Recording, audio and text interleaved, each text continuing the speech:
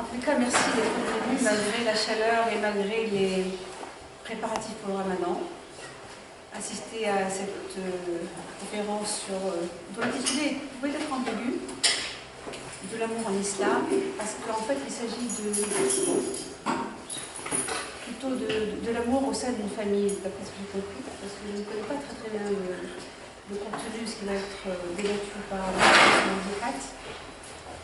Je remercie d'être venu et de vous avoir fait l'honneur de venir nous parler d'un sujet qui étudie depuis très longtemps. Il est sociologue et philosophe de formation. Il a également fait des études coraniques à Cordoue, à l'université de Cordoue. Et donc il est très au fait de ces questions. Et avant de lui laisser la parole, je voulais rappeler deux ou trois petites choses concernant la société dans laquelle nous sommes. Tout d'abord, j'aimerais rappeler une chose qui n'est pas souvent présente à notre esprit. C'est qu'il n'y a que deux peuples dans ce monde où le statut de la femme change de façon radicale, non pas dans son mariage, mais lorsqu'elle fait un enfant, ou lorsqu'elle produit un enfant et qu'elle met un enfant au monde. C'est le peuple lapon et le peuple arabe. Une femme musulmane ou arabe, quand elle se marie, elle ne change pas de statut ni de nom.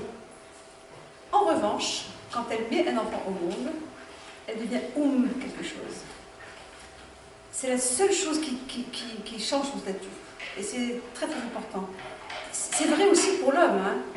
Abou Nedal, Abou, etc.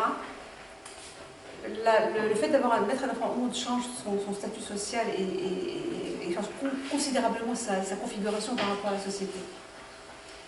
C'est une première chose. Alors qu'en France, par exemple, c'est une anomalie majeure, même parmi les pays européens. Quand la femme se marie, elle porte le nom de son mari, donc son identité disparaît. Ça, c'est pour répondre un peu à ce qui est véhiculé pour disqualifier l'islam en particulier. Rappelez également que ce que nous vivons depuis maintenant plus d'une décennie dans cette Europe occidentale, cette crise qu'elle diffuse à travers le monde, parce que le monde est réellement globalisé, se traduit par un fait social majeur, c'est le taux de suicide dans ce pays, qui est extrêmement important, c'est un des plus importants en France par rapport aux autres pays européens. Et pour rappeler que c'est la première cause de la mortalité chez les jeunes entre 15 et 24 ans. Et c'est la deuxième cause de mortalité des jeunes entre 24 et 34 ans, derrière les accidents de voie publique. Donc ça nous interroge tout de même, ça nous interroge. Et un dernier point qu'il faut avoir en tête, je pense, quand on aborde l'histoire de la question de la famille et du statut de la femme, c'est que l'islam est venu en apportant deux choses fondamentales pour la femme. Vraiment fondamentales. D'abord, l'islam a interdit les infanticides, qui était un mode de régulation de naissance dans cette société un peu archaïque. Et l'infanticide concernait la fille en particulier. Donc c'est une interdiction totale et majeure qui était apportée par l'islam dans ces sociétés où elle est née. Deuxième point, l'islam apportait à la femme la possibilité d'hériter. C'est unique dans l'histoire de l'humanité. Parce que je vous rappelle que dans le code civil napoléonien de 1802, je crois, la femme n'avait pas le droit à l'héritage. Je parle bien du début du XIXe siècle, après la Révolution française. Donc, pour simplement rétablir un peu les idées là-dessus,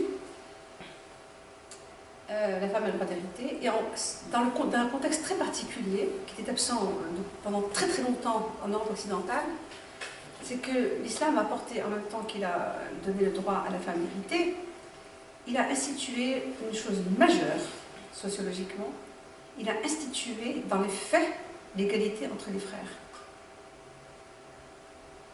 Parce que pendant extrêmement longtemps, en Europe occidentale, dans la société féodale et au-delà des sociétés féodales, les garçons n'héritaient pas à part égale. Il y avait ce qu'on appelle le droit d'aînesse. Seul l'aîné avait le droit d'héritage. Ce qui n'est pas le cas dans l'islam. Les frères héritent de façon égale. Et ça, c'était au 7e siècle, après Jésus-Christ. Même la Révolution française n'a pas réussi à abolir, enfin, a réussi avec difficulté à abolir le droit féodal, qui consistait en un droit d'aînesse. Et je vous laisse la parole à M. Oulihat, qui va donc nous exposer dans un premier temps la problématique, et peut-être une petite pause, et ensuite discuter des solutions à apporter à la problématique de la famille dans l'islam. Merci beaucoup. Merci. Salam alaikum. Merci d'avoir pris le risque de m'inviter parce que tu ne sais pas tout à fait ce que je vais raconter. Et moi-même, je vais improviser un petit peu. Beaucoup, j'ai une part d'improvisation dans ce que je vais raconter. Je vais prendre la parole non pas en tant que sociologue ou philosophe ou autre expert, parce que je n'ai pas ces expertises, ou en tout cas, je n'ai pas, comme dirait l'autre, les papiers. Je vais parler très simplement en tant que personne qui a à cœur de comprendre qu'est-ce qui se passe et qu'est-ce qu'on est censé, qu'est-ce qu'on est appelé à faire ou à être en tant que musulman aujourd'hui, une fois qu'on a accepté l'islam comme référence, en tant qu'homme, en tant que femme aujourd'hui, qu'est-ce qu'on est censé faire et être? C'est ça ma vraie question. Et c'est à partir de ce positionnement simple, voilà, sans cadre autre que celui-ci, j'ai été faire l'effort depuis un petit moment, mais encore une fois, ce n'est pas un travail de recherche académique ou autre, c'est un travail de recherche personnelle. Et quand je dis personnel, ça va un peu plus loin que ma personne, dans la mesure où j'estime que ce qui est bien pour ma personne est bien pour la société, pour l'ensemble de la société. Donc ce n'est pas une recherche égocentrée. Je suis convaincu que ce qu'on a à trouver sur le sujet, sur la famille, c'est quelque chose qui doit intéresser l'ensemble de la société, même si les uns et les autres, les tendances dominantes, ne sont pas aujourd'hui en phase avec ce que l'islam a à dire sur le sujet. Donc, vous voyez un petit décalage entre mon titre et le titre annoncé. C'est de mon fait, parce que l'amour en islam, ça fait un peu comme l'amour dans un pays qui est nulle part. C'est un peu l'utopie formulée comme ça. C'est l'amour que vous ne verrez jamais.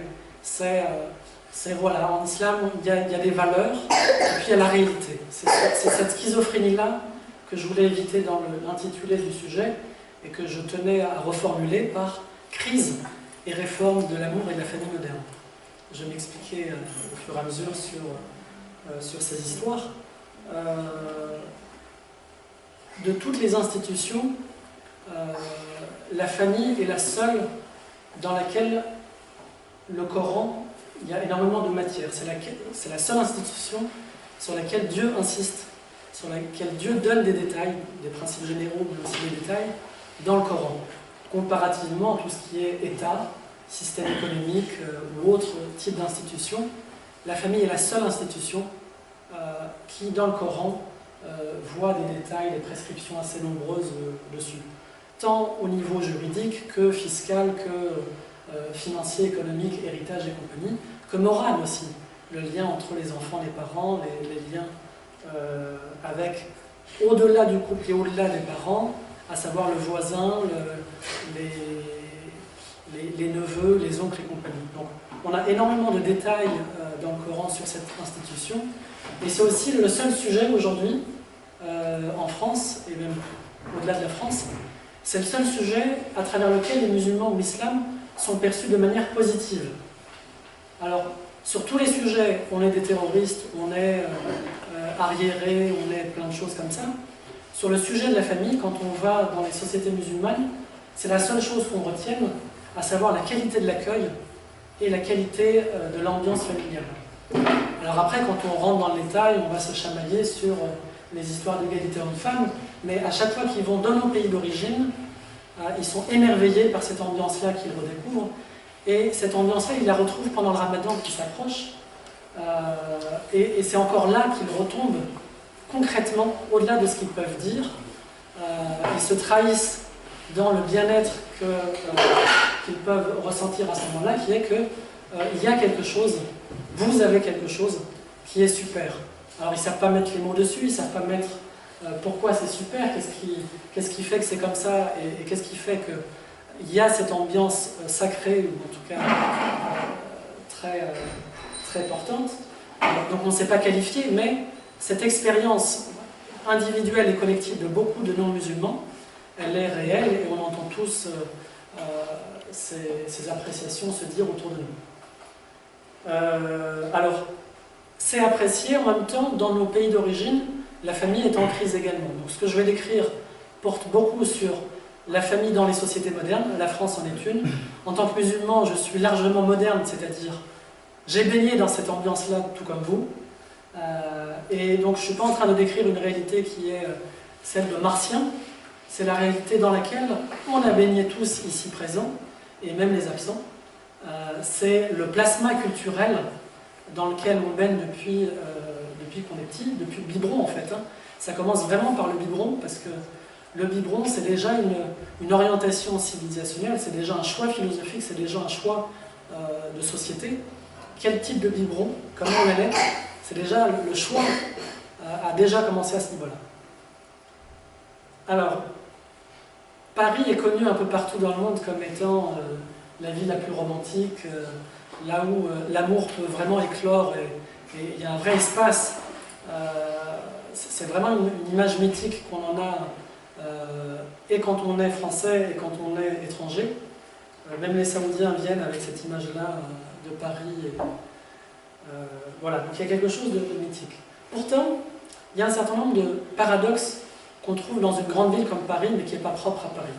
À savoir pourquoi un couple sur deux divorce environ au bout de 6 ans dans une ville comme Paris.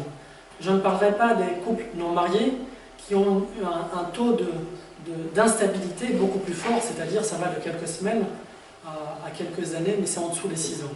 C'est 2 ans et demi d'après certains chiffres que j'ai trouvés de moyenne pour les couples non mariés.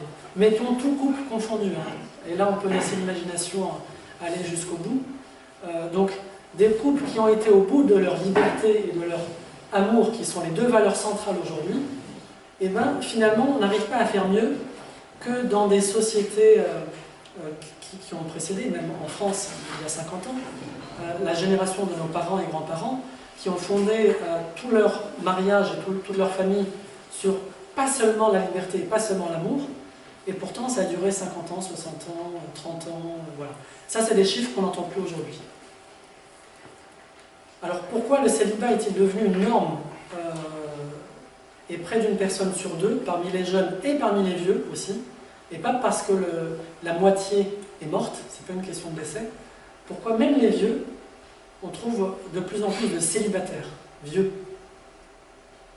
Ça c'est aussi une question forte à se poser. Là on a le plus la possibilité d'exercer sa liberté et de fonder quelque chose à partir de l'amour, et ben on n'arrive plus à tenir à deux, même quand on est vieux. Pourquoi en 2030, dans les grandes villes, environ un foyer sur deux sera composé, un ménage sur deux, pardon, sera composé d'une seule personne. Donc on le voit très bien cette tendance à Paris. Ce qui est dominant, c'est les petites surfaces en termes d'appartements, c'est-à-dire studio ou F1, F2. Ça c'est ce qui domine. Les anciennes propriétés avant c'était des riches qui possédaient plein d'appartements à Paris et au-delà, et c'était en général une seule et même famille qui pouvait posséder tout un immeuble. Aujourd'hui, un immeuble égale une vingtaine ou plus, ça dépend de la taille, mais chaque petit morceau c'est une nouvelle famille. On le voit, moi je le vois, je suis d'origine algérienne en Kabylie. En Kabylie, comme dans d'autres coins, les familles dans les petits villages, les familles ont un immeuble, 3 étages. Chaque immeuble égale une fratrie, un frère avec sa femme et ses enfants. Bon. Cette configuration-là, dans 50 ans, si on continue dans le plasma culturel dans lequel on s'est habitué, même dans ces plus petits villages, on va finir comme à Paris, c'est-à-dire chaque étage sera fragmenté en plusieurs petits appartements, studios, qui seront chacun vendus à des propriétaires différents, et donc chacun deviendra anonyme, étranger à chacun. Et donc là vont s'installer l'ensemble des valeurs qu'on vit et qui sont normalisées aujourd'hui, et qui sont les valeurs modernes. Pardon ? Alors pourquoi les soirs et week-ends, un homme ou une femme n'a plus le temps pour son couple? Puisque si l'amour était vraiment le truc le plus important dans sa vie, comment paradoxalement, le temps passé en couple est le temps le plus en difficulté aujourd'hui, et le temps pour soi, c'est-à-dire pour moi individuellement, a beaucoup plus de valeur réelle, c'est-à-dire au sein des couples, et je parlerai des jeunes couples, 1980 et plus, donc ça j'ai pas de débat avec les générations précédentes. Donc comment ça se fait que ces jeunes-là qui ont grandi vraiment avec cet idéal-là, cette image de Paris avec ce qu'elle a de beau comme refuge de l'amour, le temps pour soi, c'est-à-dire individuel, où je jette mon mari, je jette mes enfants parce que j'ai besoin de temps pour moi, comment ça se fait que ce temps pour moi devient tellement central qu'il casse, il est en train de casser aussi le plus petit noyau qui reste, c'est-à-dire le couple avec un petit chat, un enfant, voilà. Ça casse la cellule familiale. Tout à fait. Alors, tous les chiffres que je suis en train de présenter, je ne l'ai pas évoqué, mais c'est soit des thèses, soit des axes de recherche dans différents laboratoires de recherche, pas que parisiens, soit des statistiques de l'INSEE, mais je ne cite pas les sources, elles sont inscrites. Donc, pourquoi le couple s'use-t-il en communication, en négociation et en tension régulière, pour savoir finalement qui fait quoi à la maison?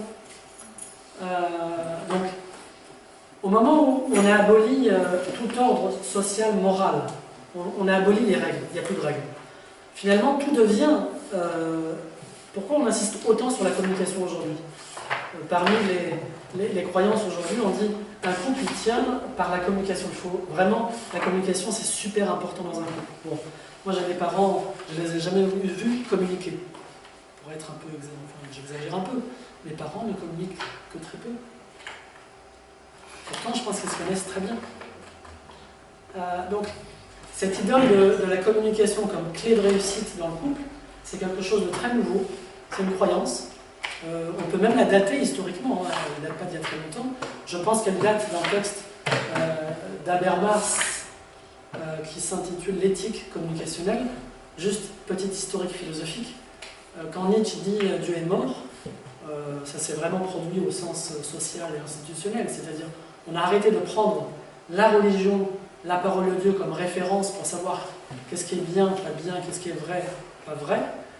Et donc, tout n'est plus qu'une histoire de communication entre nous. C'est-à-dire, il suffit qu'on discute. Voilà.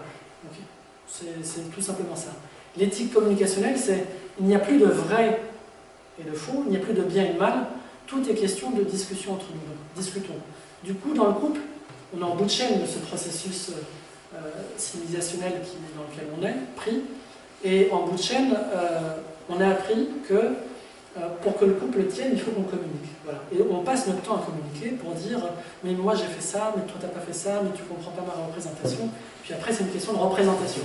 Puisqu'en définitive, s'il n'y a plus de Dieu, s'il n'y a plus de vérité, s'il n'y a plus de repères objectifs en dehors de moi, qu'est-ce qui reste? Il reste ma représentation et ta représentation.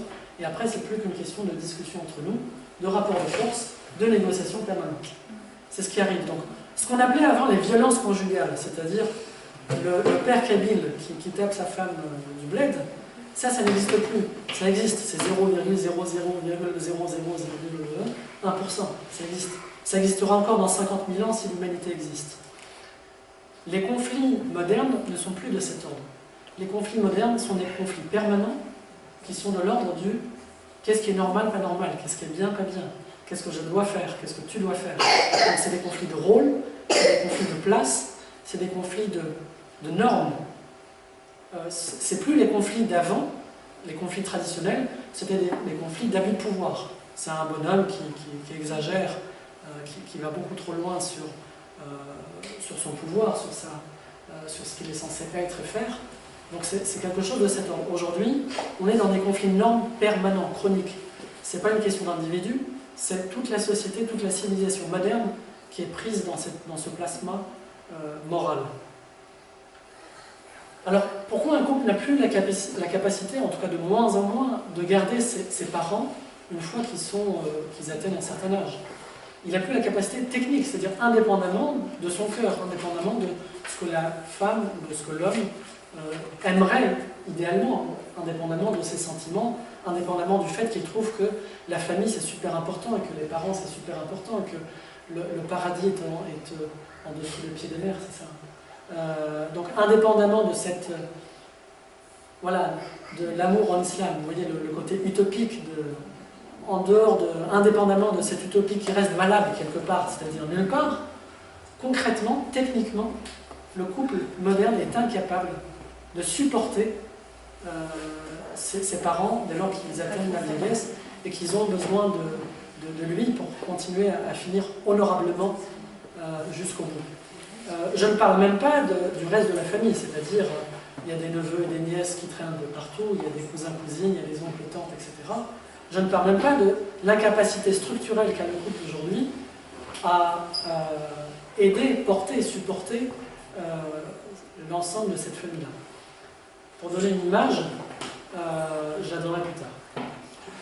Pourquoi l'adolescence se prolonge-t-elle aujourd'hui en adolescence? Donc c'est un concept que des sociologues ont inventé, c'est-à-dire des grands messieurs et des grandes dames qui se comportent comme des ados jusqu'à 30-40 ans. Et jusqu'à 30-40 ans, on est en mode je ne sais toujours pas ce que je veux, j'ai besoin de temps pour moi, je ne sais pas si je l'aime, je ne sais pas si... Voilà. Donc jusqu'à 30-40 ans, on est encore sur ce mode-là, incapacité à s'engager, c'est-à-dire à se tenir à ce qu'on a choisi au départ. Et ça, c'est quelque chose de très visible. Alors, quand on remonte à partir des générations années 80 et plus, c'est évident, mais on le voit déjà bien avant. On a même des vieilles dames qui sont comme les ados. Oui. C'est très grave parce qu'en fait, l'adolescent n'a plus sa place. Oui. Il a plus... les personnes de 30-40 ans qui se comportent comme des adolescents, l'adolescent ne trouve plus son identité, sa place, d'adolescent. C'est un phénomène qui est très grave. Oui. Ce qui est grave, c'est qu'il n'y a plus de rituel de passage. C'est-à-dire, à un moment donné, un être humain a besoin de savoir qu'il y a un avant et l'après. La naissance, la mort, par exemple. Quand un enfant a perdu ses parents, un enfant qui a perdu ses parents, mais il n'est pas sûr de les avoir perdus, vous voyez, dans une guerre ou dans un tremblement de terre, etc. Il y a une incertitude. Est-ce qu'ils sont encore en vie? Est-ce qu'ils sont là? Est-ce qu'ils ont été emmenés quelque part, etc. Cette incertitude est très déstructurante pour un être humain. Il y a besoin d'un avant et d'un après. Et c'est ce qu'on appelle les formes, un rituel, ça a cette fonction-là, de dire, avant tu étais comme ça, maintenant, à partir de maintenant, c'est fini, tu vas être comme ça. Les ados n'ont plus de rituel de passage. Donc ils sont constamment tentés entre je suis un homme et je suis un bébé. Donc ils font plein de régressions de ce type-là. Donc ils ont des comportements totalement contradictoires et des positionnements dans leur vie totalement contradictoires. Parce qu'on leur a plus offert de chemin qui leur permettait d'arriver à ce passage où ça y est, maintenant tu es une femme et ça y est, maintenant tu es un homme. Et donc, il y a un passage de relais qui est donné. Aujourd'hui, plus personne ne donne ce relais-là. Les parents ne donnent plus aucun bâton de relais à leurs enfants, à leurs propres enfants. Alors pourquoi l'éducation des enfants se fait-elle davantage par les pères et par Internet, les médias, etc. Les pères, c'est les copains et copines de même génération, plus ou moins 5 ans. Plus que par les parents. Aujourd'hui, quand il y a des problèmes de violence, etc., à l'école ou ailleurs, on critique les parents, mais en fait, les parents, ils sont à l'ouest.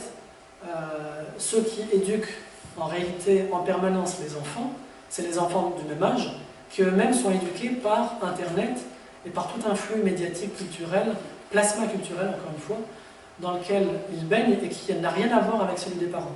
C'est ce qui fait qu'en 5 ans, 10 ans, des enfants peuvent devenir totalement étrangers à leurs parents, sur le plan culturel, philosophique, moral, religieux, tout ce qu'on veut. En 5-10 ans. Donc on vit avec un martien chez soi, qui est son enfant, et au bout de 5-10 ans, on se rend compte que c'est un martien. Et là, il nous déclare son identité réelle. Et là, il y a le choc entre les générations qui se produit. Alors, pourquoi Paris, pourquoi la ville la plus romantique du monde est aussi une tueuse de couple en série? C'est le titre d'un article de François de Singly, qui est sociologue expert de la famille. Et bref, pourquoi l'amour moderne fait mal? Ça, c'est le titre d'une thèse qu'a produite Eva Illouz sur le même sujet. Et je m'inspire beaucoup de ces deux auteurs-là dans le diagnostic que je vous présente ici. Donc voilà un peu les questions paradoxales que j'ai relevées et à partir desquelles je voulais aborder le sujet de la famille. Alors, est-ce que c'est une histoire de djinn, de haine, de sorcellerie, et puis du coup, si c'est le cas, est-ce que le ruqya, un peu de lecture, est-ce que ça peut traiter le problème? Voilà. Donc quand on voit qu'on a affaire à un problème industriel, c'est-à-dire un problème qui se met en place à très grande échelle, qui n'est pas un problème... Alors, qui n'est pas un problème psychologique, qui n'est pas un problème individuel. C'est pas moi qui ai un problème avec mon père, complexe d'Oedipe, et Freud et compagnie. On n'est pas dans cet ordre-là. Parce qu'on n'a jamais autant consommé de psychologues et de psychanalyse et de psychoconneries. Les psychotropes. Voilà, depuis, l'humanité n'a jamais consommé autant. Et pourtant, on est en plein dedans. Donc à un moment donné, il faut arrêter les solutions qui sont en fait les facteurs de plus de la même chose. Ils nous enfoncent dans le même problème en fait.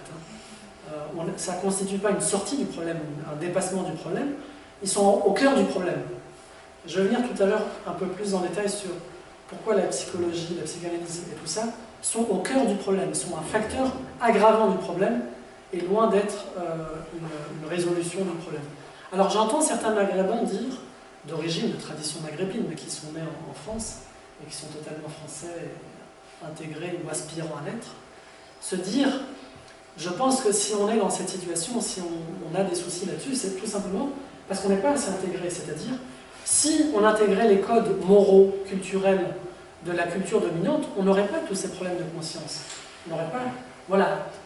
Autrement dit, ces problèmes-là, c'est des problèmes de conscience, de culpabilité, etc., qui sont peut-être le propre des musulmans, mais après tout, si on intégrait certaines valeurs modernes, dominantes, on n'aurait plus ces problèmes-là. Sauf que tout ce que j'ai décrit depuis tout à l'heure, et c'est volontaire, j'ai décrit une réalité qui est radicalement moderne, occidentale. Les musulmans sont en train d'arriver, d'intégrer ces problèmes très progressivement, mais les problèmes que je suis en train de décrire, c'est les problèmes des sociétés modernes, indépendamment de l'islam et indépendamment du facteur musulman, qui sont touchées. Donc, les sociétés musulmanes, comme elles sont dans une aspiration au progrès, donc elles intègrent progressivement elles aussi les crises de l'Occident, puisque c'est une aspiration au progrès qui marche sur le mode de l'imitation. Donc on a toujours un métro de retard, même dans le cancer de l'autre. Donc même ton cancer, je l'aurai, t'inquiète pas, c'est juste une question de temps. Et de proportion, parce que c'est déjà présent dans pas mal de sociétés. Alors, et si tous ces problèmes et symptômes étaient interdépendants, étaient vraiment liés les uns aux autres, mais pour ça, il faudrait un modèle d'analyse qui nous permette de comprendre tout ça ensemble, et pas juste défendre la cause des femmes d'un côté, parce qu'elles seront maltraitées, et encore, elles seront maltraitées, je pense que c'est largement un problème qui a existé, qui a été majeur, mais qui est de moins en moins vrai, parce que la génération des années 80, c'est fini ces histoires de maltraitance et de violence conjugale, ils sont dans un autre rapport à la vie, homme-femme, etc. C'est comme si dans 50 siècles, on va encore en train d'essayer de guérir du cancer, alors que ça sera un cancer 24 000.0, ça sera une autre maladie en fait. Donc la maladie du siècle aujourd'hui, pour ceux qui sont nés dans les années 80 jusqu'à maintenant et dans les 50 ans à venir, c'est plus ces histoires d'inégalité, de violence conjugale, etc. D'ailleurs, la France se donne très bonne conscience, tous ceux qui parlent à la télé et ailleurs dans le débat public pour s'exprimer sur le féminisme, c'est de la très bonne conscience parce qu'ils parlent des problèmes d'inégalité, c'est-à-dire des femmes au Congo. C'est les Noirtes, on dirait dans le quartier. Les Noirtes, c'est-à-dire les Martiens là-bas, les musulmanes là-bas. C'est une race totalement à part qui est radicalement différente de nous, mais nous on est très bien. Nous, il n'y a pas de problème. On en tue tous les 2 jours. Donc c'est un féminisme qui a un regard très condescendant vis-à-vis de l'autre, mais qui ne voit pas que lui est le produit d'un cancer. Il ne voit pas le mal qui est en lui. Voilà. Donc, le décor que j'ai planté là, c'est pour qu'on sorte de ce débat de l'égalité homme-femme et qu'on aille chercher un peu plus loin la racine du mal qui est le nôtre aujourd'hui. Si on revient au fondement coranique, on ne peut pas attribuer un mal à un génie, à un diable, à l'autre. On ne peut pas dire que c'est l'esprit du temps non plus. Voilà, c'est comme ça, l'arabe, c'est comme ça. Non. Le mal, quel qu'il soit, s'enracine dans les gestes d'un homme et d'une femme. Donc, chaque être humain est responsable des actes qu'il pose dans sa vie. Et c'est à ce titre, et c'est par là que tantôt on fait le bien, tantôt on fait le mal, et c'est par là aussi qu'on sera jugé demain. Et ce texte coranique dit, donc la parole de Dieu nous rappelle, la corruption est apparue sur la terre et dans la mer à cause de ce que les gens ont accompli de leurs propres mains, afin qu'Allah leur fasse goûter une partie de ce qu'ils ont fait, peut-être reviendront-ils. Alors ce qui est intéressant, c'est que tout n'est pas mal dans le mal, dans la mesure où une partie du mal est bien, et elle a pour fonction de nous rappeler ce qu'est le bien par rapport au mal. D'accord ? Donc, plus on s'enfonce dans une connerie, plus à un moment donné, on se rend compte de la nature de cette connerie, et plus on mesure la valeur du bien, par contraste. Et aujourd'hui, ceux qui apprécient la famille musulmane, ceux qui vont s'émerveiller devant elle, c'est les non-musulmans quand ils vont aller au Maroc, en Algérie, etc., parce qu'ils sont accueillis, parce qu'ils voient tout un village les accueillir, parce qu'à Paris, quand on est accueilli, c'est une personne et c'est sur rendez-vous. Donc, quand ils vont au bled, c'est sans rendez-vous et c'est le village qui accueille. Donc, ceux qui se rendent compte de la valeur de cette graine-là, c'est ceux qui l'ont perdue les premiers. Ceux qui souffrent le plus de ne plus l'avoir. Voilà. Ceux qui l'ont encore, souvent se comportent comme des enfants gâtés et ils veulent l'acheter ou la vendre contre un jouet qu'ils pensent être meilleur et qui souvent est un gadget qui est plus destructeur. Alors on récolte ce qu'on a semé. Alors, depuis qu'on est petit, on a développé cet imaginaire de la pomme, l'amour comme pomme, et si l'amour était une pomme, on s'est amusé à développer cette idée chez les jeunes dès le collège, dès la primaire, et tous les feuilletons pour ados et au-delà sont là-dedans. C'est il faut que tu aies ta première expérience, voilà. Il faut que tu goûtes à cette pomme. Et puis, une fois, deux fois, trois fois, et puis après, la pomme finit par mordre. Il y a quelque chose, il y a un traumatisme qui commence à arriver. Et là, Freud n'est pas loin, la psychologie et compagnie. L'arsenal psychologique va débarquer dans pas longtemps.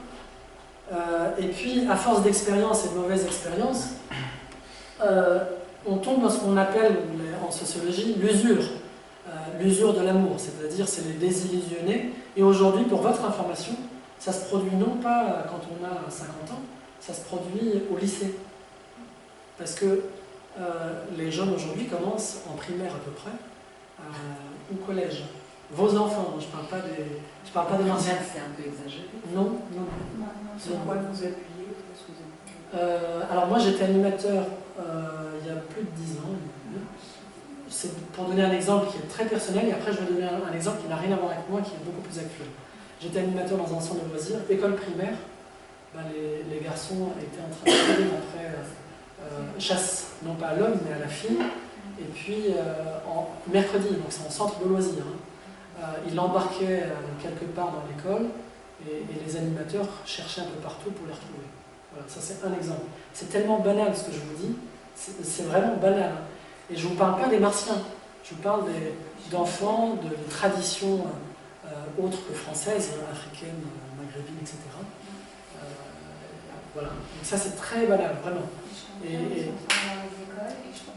Voilà. Alors si je mets à jour ce témoignage personnel, j'interviens avec une petite association dans les écoles, lycées actuellement sur le sujet, et c'est ce que j'ai découvert de manière beaucoup plus massive. C'est tellement banal que, en fait, les adultes, vous êtes dans un autre univers. C'est vous qui n'êtes pas dans l'univers réel dans lequel baignent ces générations-là. Donc c'est nous qui sommes décalés aujourd'hui. Donc fin de l'histoire, c'est-à-dire dès le lycée, ça y est, c'est le désabusé de l'amour, c'est la fille et le garçon qui vont tout casser. C'est là qu'ils vont multiplier par exemple les relations, mais dans un objectif de casser l'autre, de le briser. Donc ils vont cumuler des relations pour casser dans une espèce de vengeance personnelle une fois qu'ils ont connu tout le cycle. Et après, ça y est, quoi, ils sont HS. Donc dès le lycée, on les récupère dans cet état-là. Donc ça, c'est pas une personne qui a 50 ans. Elle a à peu près 15 ans, 16 ans. 16 ans. C'est ça. Donc encore une fois, je vous le dis, c'est vos enfants, neveux, nièces, petits frères, etc., qui sont dans cet état-là bien souvent. Et s'ils ne sont pas au stade final, ils sont à la deuxième étape, au troisième, ils ne sont pas loin. Et puis après, ils vont chercher la renaissance artificielle, c'est-à-dire, ils se sont tellement enfoncés dans leurs conneries, ils vont chercher dans les technologies, dans la médicalisation, dans la psychologisation, ils vont chercher encore des solutions, mais qui vont les enfoncer dans plus de la même chose. Alors, toujours plus de la même chose, puisque au commencement, c'est une théorie de la connaissance. C'est comment je peux connaître l'autre, comment je peux connaître une fille, comment savoir si c'est vraiment elle, est-ce qu'elle est bien, etc. Bah, aujourd'hui, on nous dit il faut sortir ensemble. Et c'est évident, et c'est du bon sens, parce qu'on ne peut pas connaître une chose si on n'a pas goûté, si on n'a pas expérimenté. On le dit tous, vous le dites tous. Et comme par hasard, quand on rentre dans les sujets de couple, etc., vous suspendez votre raisonnement habituel et vous commencez à dire non, c'est comme ça. Comment ça se fait qu'aujourd'hui on défend tous que pour connaître quelque chose il faut le vivre, et tant que tu ne l'as pas vécu, bah, tu ne peux pas parler, et quand on parle de famille, de couple, etc., là on dit non, là c'est pas pareil. C'est quoi le... Comment on fait pour savoir dans quel cas c'est pareil et dans quel cas c'est pas pareil?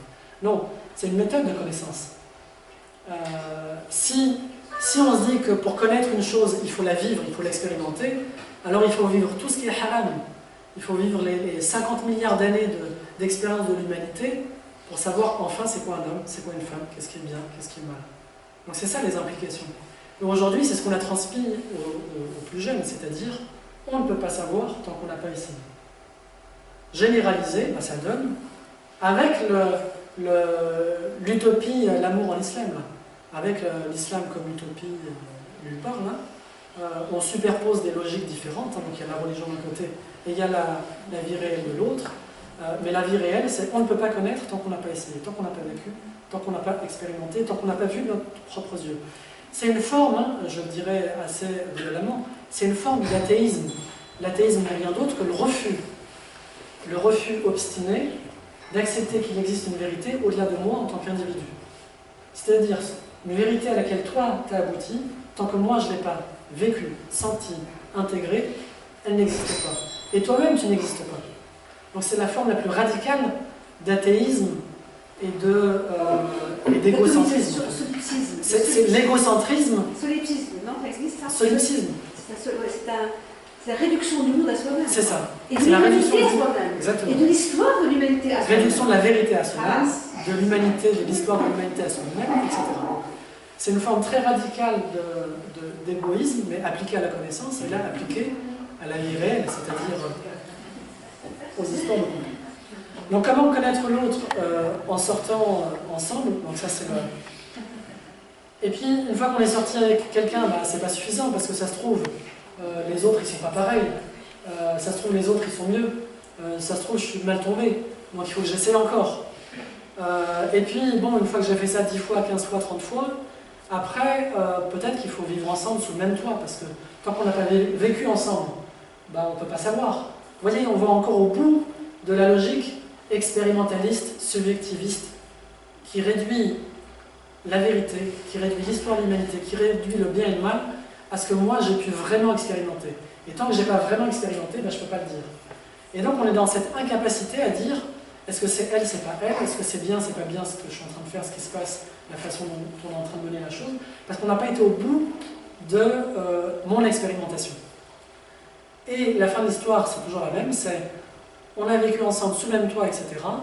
Et là, il y a ce que les sociologues ont marqué dans les études qui sont faites sur la famille et les couples aujourd'hui, c'est l'incapacité des hommes et des femmes à s'engager. C'est marrant. Alors qu'on est totalement libre, alors qu'on fait tout ça par amour, alors qu'on a essayé, alors qu'on a été au bout de l'exercice, on a vécu sous le même toit, finalement, je ne sais pas. Donc il y a quelque chose de très marrant qui se passe, c'est qu'en allant au bout de ce processus-là, on retombe sur une incertitude totale sur est-ce que c'est bien elle, pas elle, qu'est-ce que je ressens, est-ce qu'elle m'aime, est-ce que... Voilà, on retombe dans ce questionnement existentiel qui est la marque de fabrique de l'homme et de la femme moderne. Et donc on retombe dans le même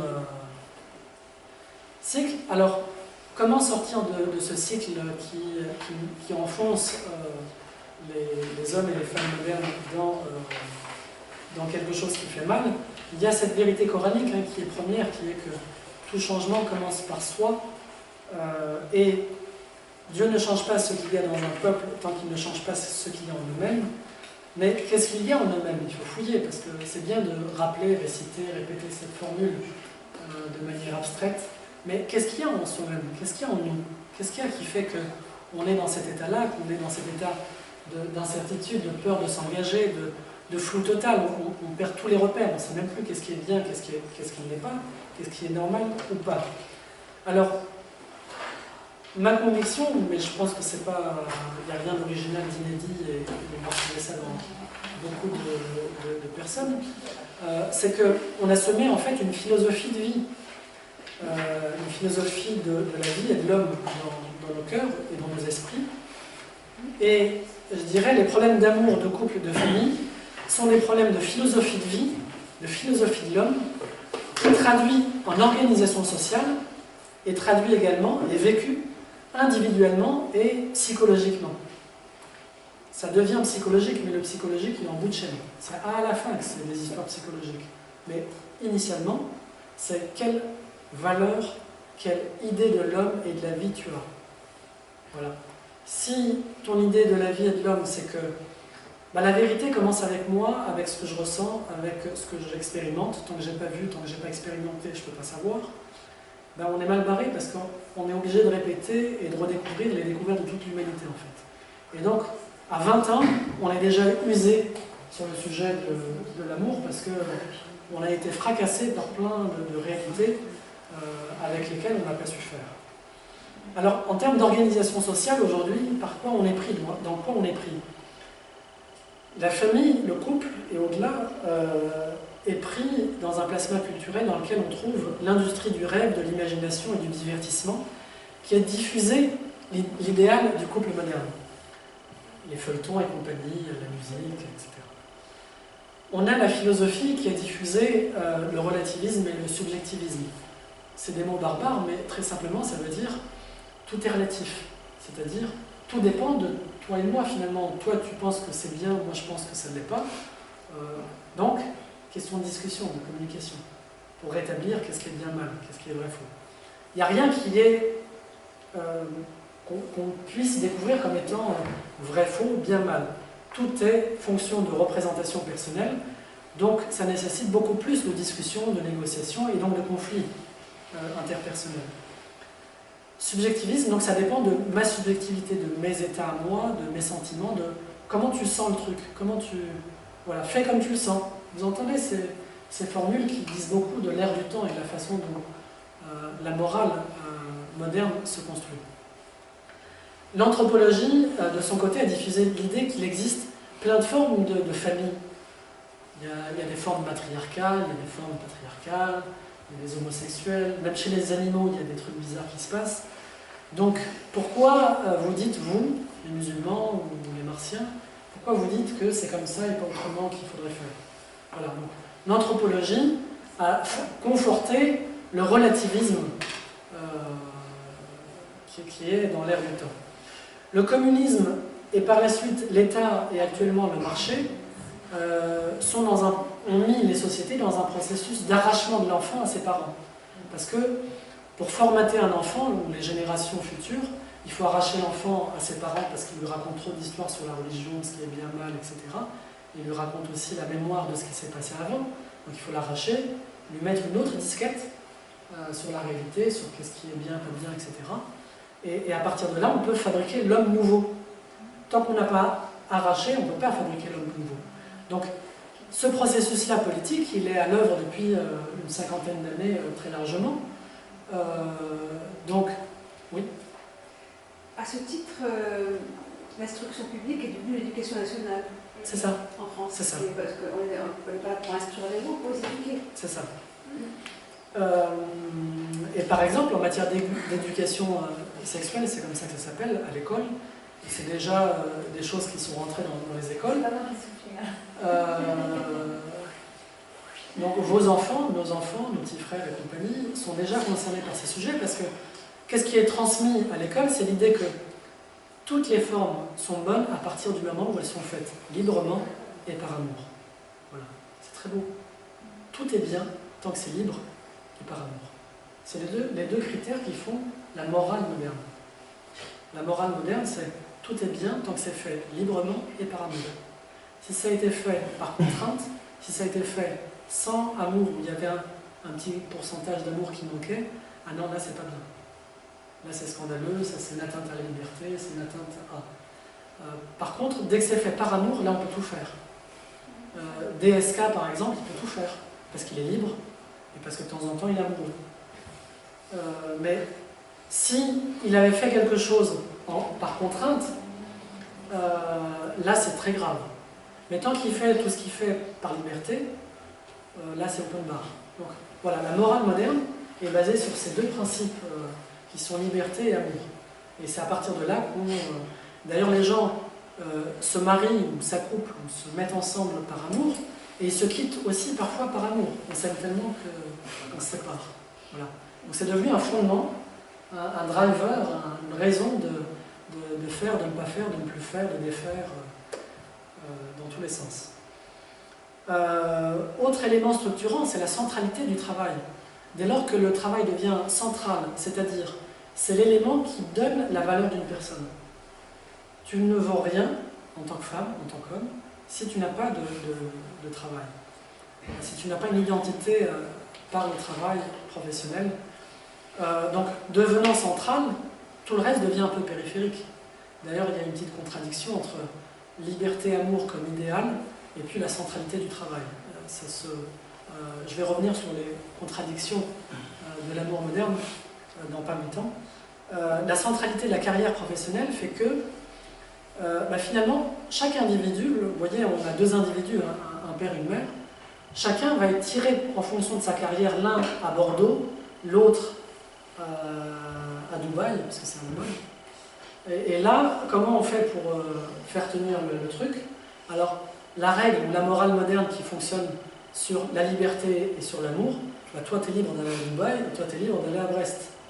Bon d'accord, et puis on s'aime, on n'a pas résolu le problème. Donc c'est une morale qui est très fragile dans la réalité quotidienne, parce qu'elle ne permet pas d'arbitrer, de trancher, d'orienter et de garder l'équilibre. Donc la mobilité professionnelle, donc géographique, affaiblit le lien social, parce que une fois que j'ai été à Dubaï, je deviens étranger à mon entourage, je ne connais plus personne ne me connaît, donc j'ai plus de devoir vis-à-vis de personne, et plus personne n'a de devoir vis-à-vis de moi. Donc toute la littérature coranique, tout l'exemple prophétique sur l'importance du voisin, Sayyidina Jibril a tellement insisté sur le voisin que je croyais qu'il allait en faire un héritier obligé dans l'héritage, c'est un hadith du prophète sallallahu. Tout ça, c'est de la littérature qu'on peut mettre dans l'intitulé Islam, Amour et Islam, c'est-à-dire dans le pays nulle part.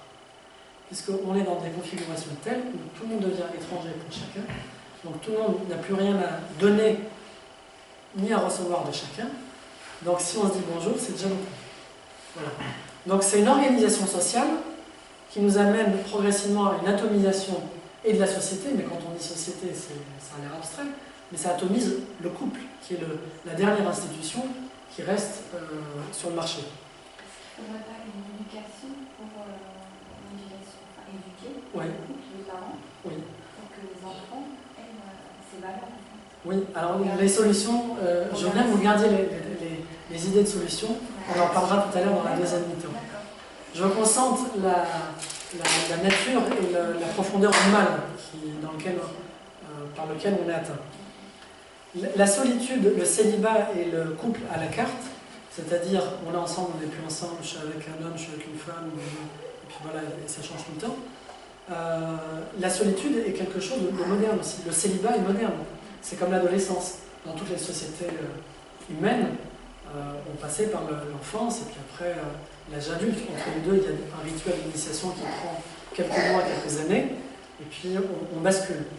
Le célibat, c'est pareil, c'est pas un statut éternel, et c'est pas un statut social, c'est une phase transitoire.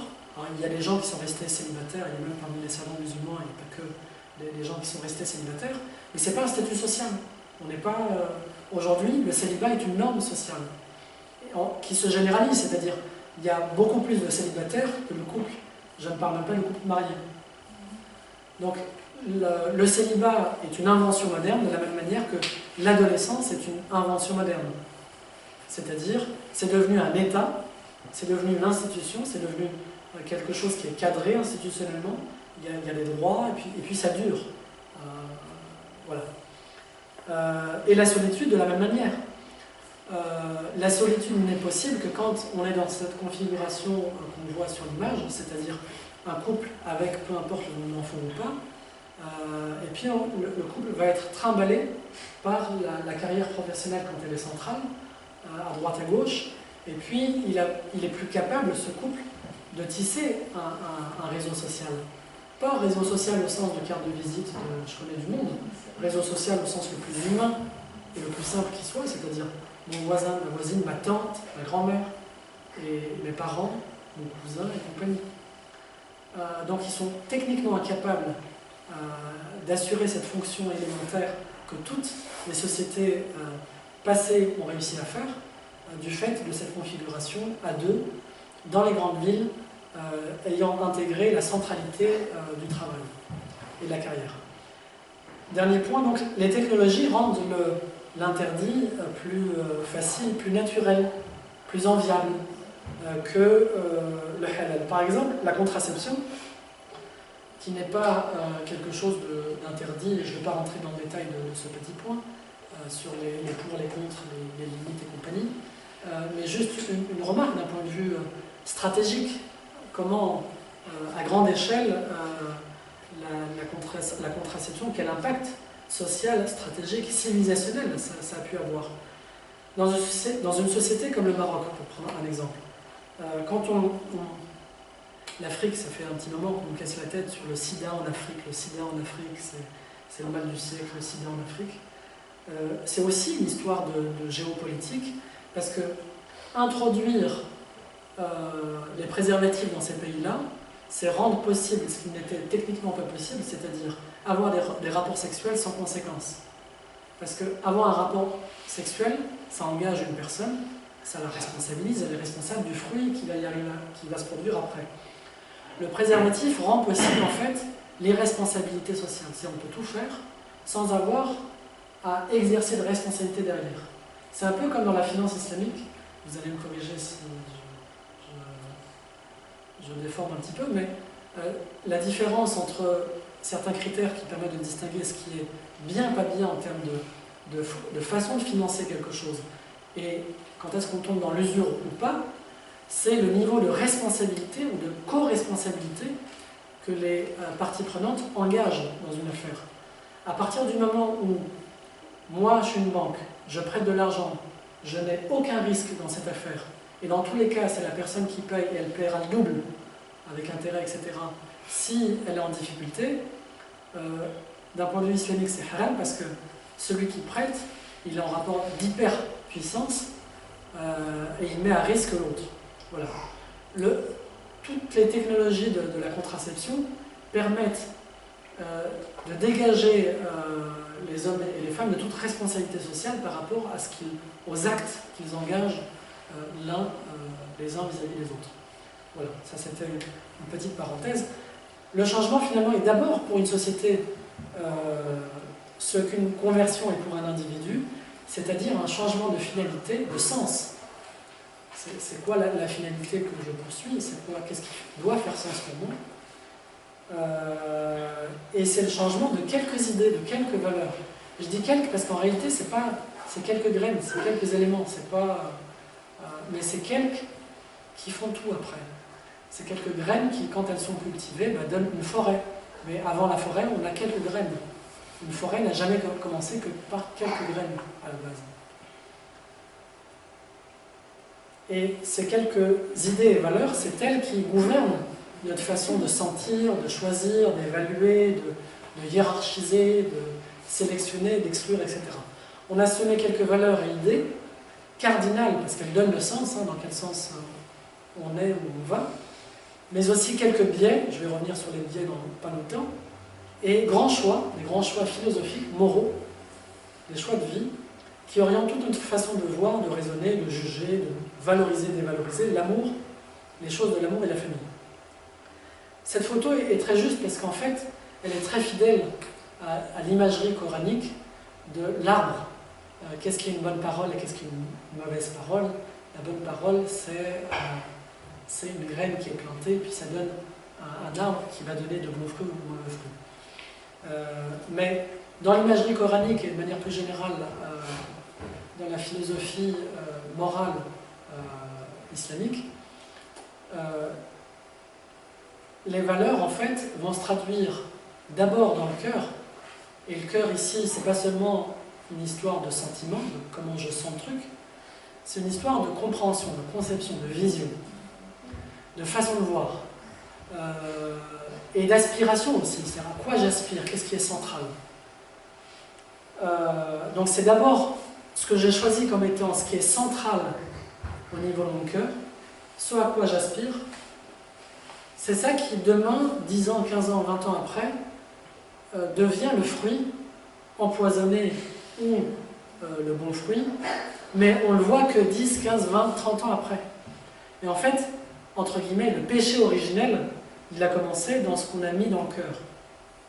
C'était là, en fait, bien avant les gestes, les paroles qui vont venir bien plus tard. Donc, dis-moi de quoi tu rêves, à quoi tu aspires, c'est quoi le truc qui est central pour toi, par quoi tu es obsédé. Je te dirai c'est quoi l'arbre et les fruits que tu vas donner demain et les monstres que tu vas donner demain. C'est pas plus life.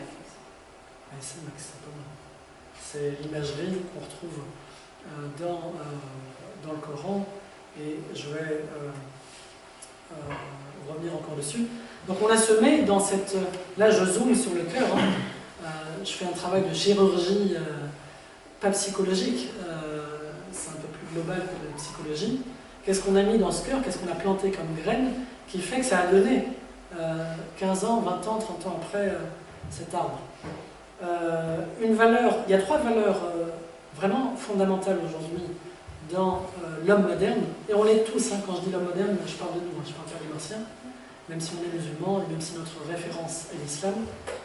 Et je reviendrai tout à l'heure sur la référence islamique et le rôle qu'elle a, fictif ou réel, ou le devoir qui doit être celui de cette référence. Donc première valeur, c'est l'indépendance personnelle, qui est quelque chose de central, et on le retrouve au cœur du couple, au cœur de l'individu, donc au cœur du couple. Puisque quand on se met en couple, il n'y a pas de magie qui se fait, au point que ce qui était central avant a disparu du jour au lendemain. Donc quand on grandit avec l'idée que le plus important c'est l'indépendance personnelle, et bien quand on se met en couple, on garde encore les traces de ce truc-là. Je vais donner un exemple. Quand on va au bled, alors bled c'est-à-dire pour moi en Algérie, entre autres, voir de la famille, on a tous ce sentiment-là, parce que je dis tous parce que pour avoir discuté avec des amis et proches de génération et de tradition, d'origine, on a ce sentiment-là d'étouffer dans nos familles parce qu'ils nous prennent notre temps. On n'a pas d'espace intime, d'espace privé, parce qu'on ne peut pas faire ce qu'on veut. Donc il y a un sentiment comme ça d'étouffement qui est assez fort et parfois violent d'une personne à l'autre, parce qu'on ne peut pas organiser son temps comme on le veut. Alors on y va, tiens, on va planifier, on va faire ça, on va aller voir un tel, après, voilà. Et puis on débarque dans une famille, dans sa famille, et puis là on est colonisé dans son espace, dans son temps. Non, tu dois aller voir ton oncle, non, il faut aller faire les courses là, et ainsi de suite. En fait, les journées passent, et ce qu'on avait à l'esprit, on ne peut pas vraiment le faire. Et il y a un sentiment très fort, très violent de frustration, parce qu'on se dit, bon, la prochaine fois j'irai en Chine, en Suisse, ou je ne sais pas où, mais plus jamais au bled. Parce que je veux être libre, je ne me sens pas bien chez moi. Ou alors, j'ai pas mon chez moi. Mon chez moi, il faut que je m'achète un château, une maison là-bas, sachant que nos parents ont déjà leur château, qui s'est vidé, puisque les enfants n'y vont presque plus. Mais il faut un château à moi, pour moi. Voilà. Donc chacun a son château. Bon, ce phénomène-là, si on zoome un petit peu, la graine initiale, c'est celle-ci. C'est l'indépendance personnelle. On ne supporte pas de dépendre des autres. On ne supporte pas que mon temps, que mon argent, que ma santé, que ma morale, que mon état, que mon temps et compagnie dépendent de quelqu'un d'autre. Donc on est les parfaits hommes modernes parce que on tient pour sacré cette valeur-là. On ne supporte pas. Une femme, une mère moderne, années 80 et plus, ne supporte pas que son fils, qui a 3 ans, ou qui a quelques mois, lui vole, le mot n'est pas de moi, lui vole sa vie, lui vole son temps. Mais le patron, oui. Le patron, oui. C'est qui, Le patron, oui. Centralité de la carrière professionnelle. Par contre, mon enfant, non. Mon homme, non. Je ne veux pas être soumise. Ni à mon homme, ni à mon enfant. Par contre, le patron, oui. Là, je vous renvoie encore.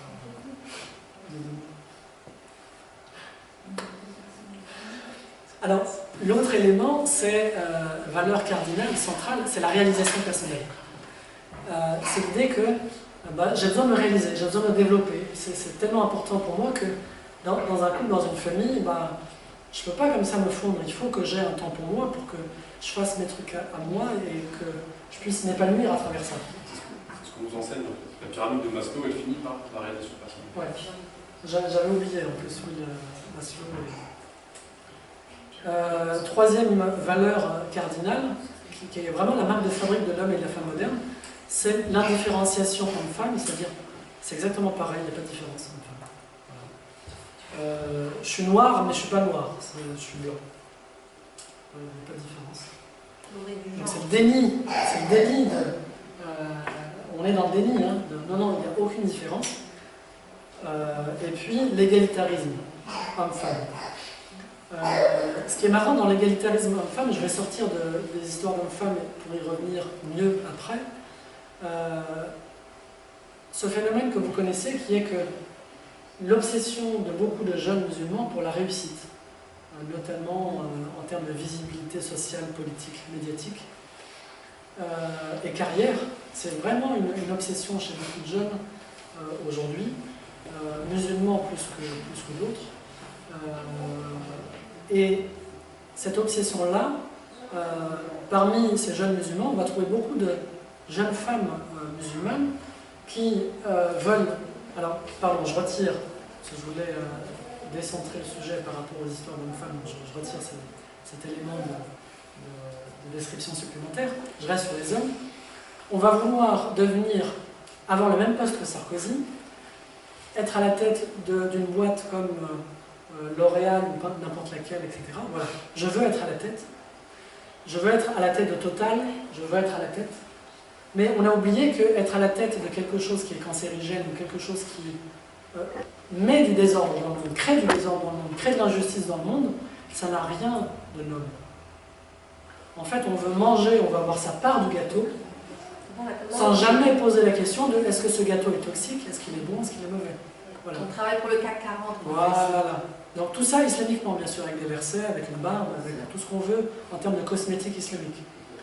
Mais donc on est tellement obsédé par je veux être comme lui, l'égalité comme lui, je veux faire le mal comme lui, je veux déglinguer ma vie comme lui. Voilà. On ne se pose pas la question de l'impact sur moi, autour de moi, l'environnement, tout ça. C'est hors... on ne le voit pas, hors scope. Donc aujourd'hui, ce que je remarque, c'est que beaucoup de jeunes femmes musulmanes sont exactement dans le même état obsessionnel en termes d'égalité, c'est qu'elles ne voient pas, au-delà du petit point du calcul égalitariste, elles ne voient pas l'ensemble du sujet, l'ensemble du projet de vie qu'elle est censée construire avec un homme, avec ses parents, avec sa belle famille, avec les grands-parents, avec les oncles, les tantes, les cousins et compagnie, elle ne voit pas tout ça. Elle voit, lui, il faut que je règle son compte, il m'a pris 3, je dois lui en prendre 4, je pourrais être à égalité. Voilà. Donc ce côté-là, je vais revenir dessus, je reviens tout de suite dessus. La notion d'égalité, ça c'est ce que Eva Illouz a constaté à travers son travail de thèse. Alors son travail de thèse, juste un petit mot, elle a fait son travail aux États-Unis, en Europe et en France. Et donc elle a vu plein de gens, j'ai oublié les chiffres, avec lesquels elle a fait les entretiens. Et de là, elle a dégagé ses leçons. Donc elle dit la chose suivante, la notion d'égalité, désormais censée réguler les liens sociaux, en particulier entre hommes et femmes, censée réguler les liens sociaux, c'est-à-dire tout à l'heure quand on va vous donner la parole, vous le remarquerez dans les espaces associatifs musulmans, on est obsédé par l'égalité parce qu'on nous a dit qu'il fallait être obsédé par cette valeur, parce qu'on nous a accusés d'être des terroristes inégalitaristes et companistes, donc on se sent obligé d'exagérer dans ce sens de l'égalité entre nous. Donc dès qu'on donne la parole au public, attention, il y a un homme qui a parlé, donc je dois chercher une femme, sinon je ne peux pas redonner à un autre homme. Donc, même si aucune femme n'a levé la main, il faut que je trouve une femme. Voilà. Donc ça c'est censé réguler les liens sociaux, ça c'est un exemple.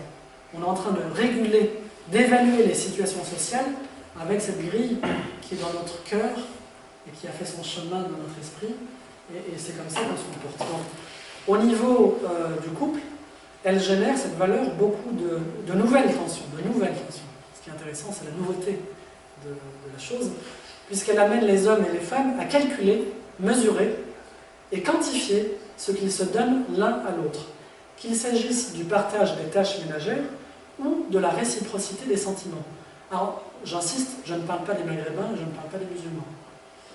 Je ne parle tellement pas d'eux que ça les concerne radicalement aussi, parce qu'on a tous avalé cette même sauce.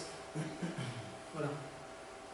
Donc, dans les couples les plus athées, les plus ce qu'on veut, là, donc oublions les Maghrébins, oublions les musulmans, dans les couples les plus open bar et compagnie, le problème de l'égalité, c'est ça que ça pose.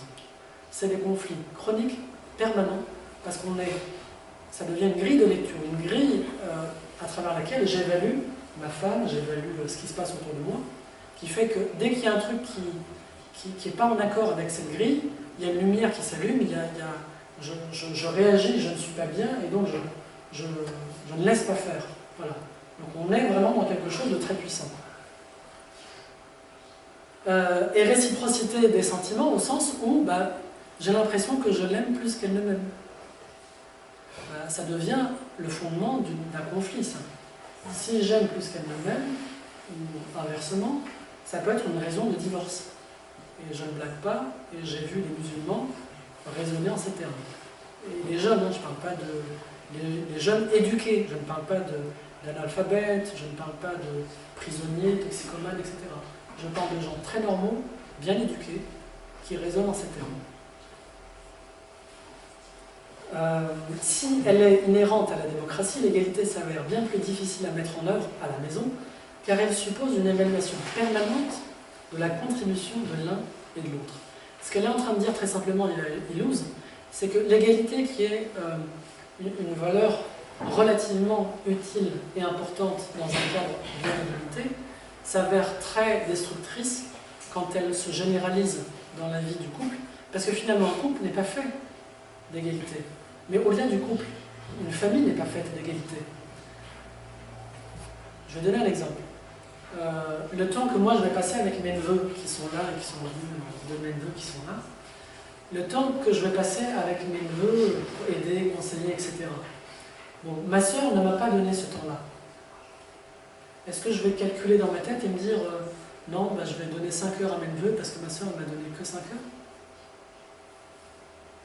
Ce côté calculateur tue toute relation sociale, même en dehors de la vie de famille.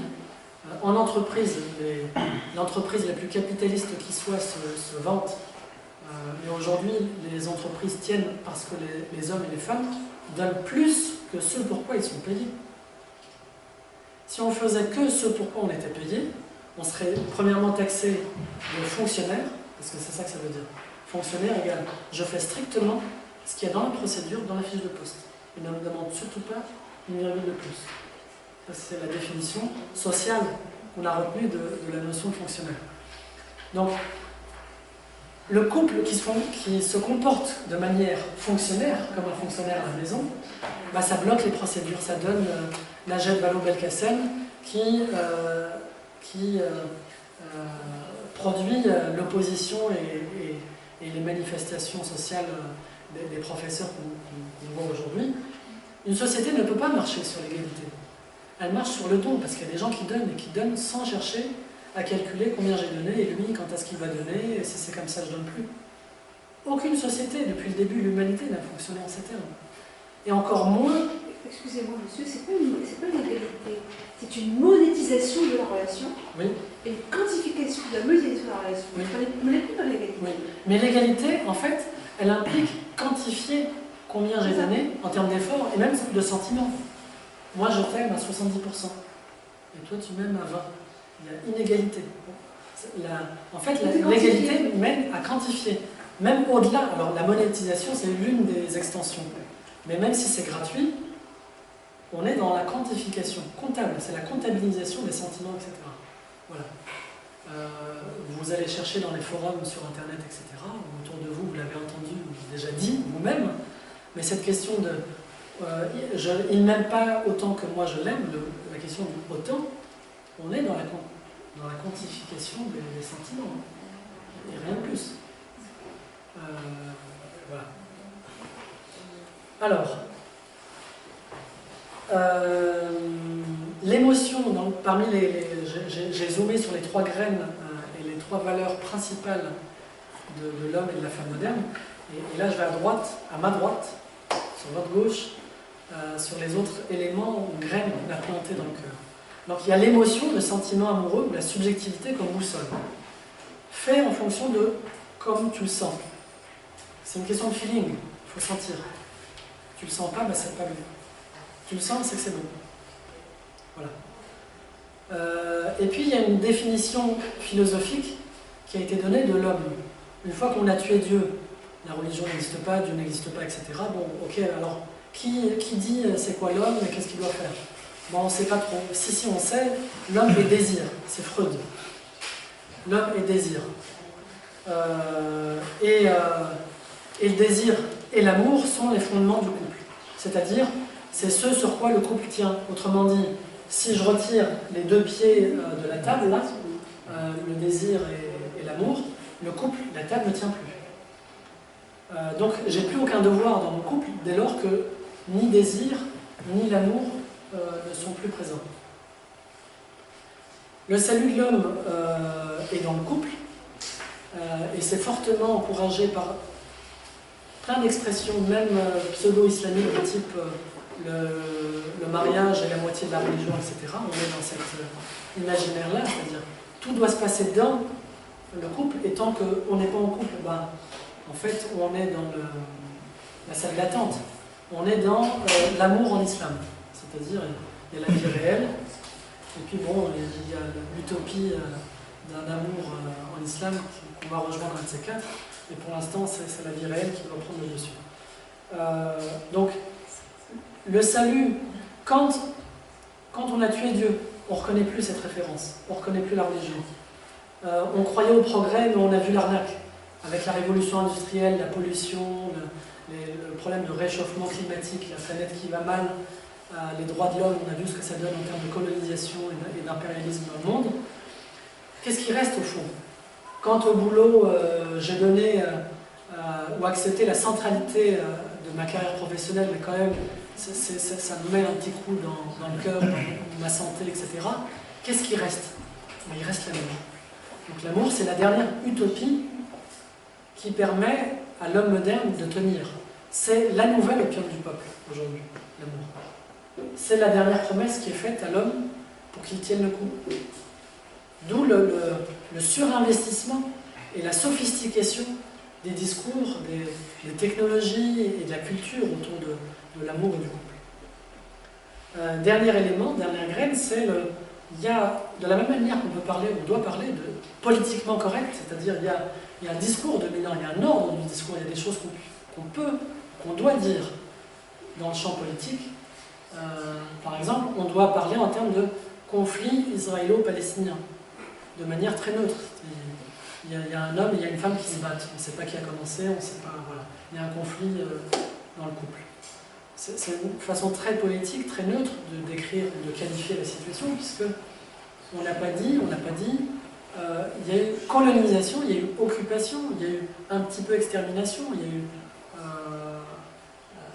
quand même une guerre qui est engagée par une partie contre une autre qui n'a rien demandé, qui n'est même pas armée, qui n'est même pas armée d'un État, qui n'est même pas armée des équipements militaires et d'une armée nécessaire pour le faire. Donc voilà. Pourquoi j'ai bifurqué là-dessus? Oui. Donc ça, c'est du politiquement correct, c'est-à-dire il y a une façon de dire les choses et de faire les choses, il y a un ordre à respecter.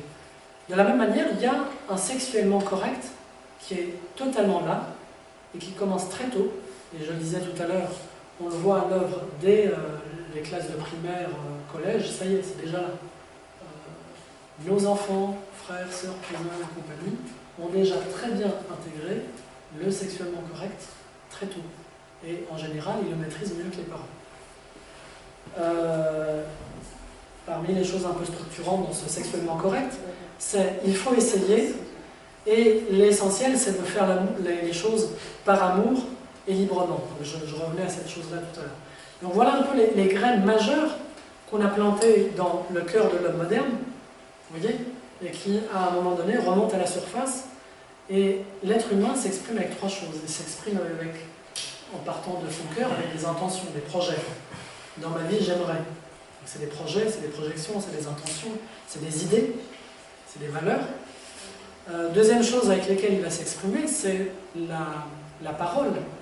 Qu'est-ce qu'il dit, qu'est-ce qu'il promet, qu'est-ce qu'il exprime, qu'est-ce qu'il écrit, de manière artistique éventuellement. Et dernière chose, c'est avec la main, l'action, le comportement, l'action individuelle et collective. Et bien quand on a planté ces graines-là dans son cœur, on connaît d'avance les intentions, les projets de vie de cet homme moderne. On connaît d'avance les paroles, comment il va s'exprimer, c'est quoi les formules, le langage qu'il va adopter cet homme et cette femme moderne. Et on sait d'avance c'est quoi la main, le comportement, le style de vie, le mode de vie qu'il va avoir aussi bien individuellement qu'en couple, en famille, etc. Tout est dans cet ADN, tout est là. Tout est là. C'est dans cet ADN, ces quelques graines, on va retrouver tout le reste après. Après, en bout de chaîne, on va retrouver les fameux psychologues qui vont venir nous aider à aller un peu moins bien. Donc, il y a un effet boomerang de quelque chose qu'on a planté. L'effet boomerang, c'est j'ai projeté une idée, une valeur, une intention, et ça me revient en plein dans la figure d'une façon qui m'était totalement inattendue. Et souvent, on ne se rend même pas compte que c'est ce que j'ai planté au départ qui me revient en pleine figure après. Ce que j'ai remarqué, par exemple, c'est de voir des vieux français, non musulmans, qui, génération mai 68, qui ont véhiculé cette idée à leurs enfants. Mon fils, ma fille, l'essentiel c'est que tu sois heureuse, c'est que tu fasses ta vie, et c'est que tu fasses les choses qui te plaisent. Voilà, c'est tout ce que je veux pour toi. Je ne veux rien t'imposer, je ne suis pas Dieu pour te transmettre des vérités toutes faites, moi-même je me suis planté plein de fois dans ma vie. Non, je ne veux vraiment pas t'oppresser, parce que c'est opprimant de transmettre. C'est une violence de transmettre aujourd'hui quelque chose à quelqu'un, comme je le fais moi aujourd'hui. Donc voilà, ce qui m'importe, la chose vraiment que je te souhaite, c'est fais ce qui te plaît, fais comme tu le sens. On retrouve la terminologie que je décodais tout à l'heure. Et ça donne, en bout de chaîne, eh ben, un enfant qui n'est plus enfant, c'est-à-dire il a 30 ans, il a 40 ans, il a 50 ans, mais dans son cœur et donc dans son esprit, dans ce qu'il va dire, dans ce qu'il va faire, eh ben, il ne se sent plus capable, ou le devoir déjà, il ne se sent plus le devoir d'accompagner ses vieux parents jusqu'à la fin de leur vie. Le devoir a été dissous. Il a été dissous par quoi? Par une valeur qu'on a planté au départ, qu'il a cultivé pendant des années, parce que ça s'entretient. On est responsable de cultiver les valeurs qui ont été plantées, parfois malgré nous, mais parfois aussi avec notre contribution. Mais en tout cas, on a cultivé nous-mêmes. On est l'agriculteur de ces valeurs qui avons cultivé ça en nous et autour de nous. On a transmis ces valeurs et cultivé ces valeurs autour de nous. L'essentiel dans un couple, c'est l'amour. L'ennemi numéro 1, c'est l'ennui. Bon. Quand tu dis ça, quand tu t'ennuies, la conséquence logique, c'est quoi? Tu t'ennuies une fois, 2 fois, 3 fois, 5 ans, 10 ans. Le temps commence à être long. Donc il faut prendre une décision sérieuse. La décision sérieuse, c'est qu'il faut aller voir ailleurs. Voilà. Si un être humain n'est pas capable aujourd'hui d'accepter que l'ennui fait partie de la vie, c'est une épreuve, et qu'il n'y a pas que sa femme dans la vie, il y a aussi au-delà de sa femme, il y a au-delà du couple, il y a la famille beaucoup plus large, je reviendrai dessus, il y a la société, il y a plein de choses dans la vie. Et Dieu ne nous attend pas que par rapport à ce couple-là, à ce cocon-là. Oui, tu attends tellement de ce cocon-là que tu vas être très rapidement déçu parce que, tout comme dans l'univers d'ailleurs, il y a la notion de trou noir. Il n'y a pas que de la lumière, il n'y a pas que des étoiles, etc. Il y a des trous noirs. Bon. L'ennui, c'est le trou noir de la famille. Et le trou noir est aussi structurant pour l'univers que les planètes, les étoiles, la lumière. Voilà. Chaque chose a sa place dans l'ordre aussi bien cosmique que familial. Et je reviendrai sur l'ordre cosmique et familial tout à l'heure. Si pour moi l'égalité, c'est ce qui est important dans le couple, donc fatalement, c'est usant d'avoir toujours à négocier sa place, son rôle, les choses, de voir que les choses ne sont jamais définies une fois pour toutes. Voilà. Ceci est la conséquence de cela. Si l'essentiel dans un couple, c'est l'indépendance personnelle et que chacun se réalise, tu viens de te mettre une balle dans le pied, comme dirait l'autre. C'est-à-dire, à un moment donné, tu vas dire, mon mari, franchement, c'est un obstacle à mon indépendance et à ma réalisation personnelle, à moi. Il me gêne, il m'encombre, il m'étouffe. Voilà. Et on va avoir ce raisonnement-là. Alors, j'ai observé qu'on a ce raisonnement-là, dans un premier temps, avec le mari ou avec la femme, et dans un second temps, avec l'enfant. Une fois qu'on a tué... Alors, je refais l'histoire de la philosophie, là. Donc, on a tué Dieu. Meurtre du père, comme dirait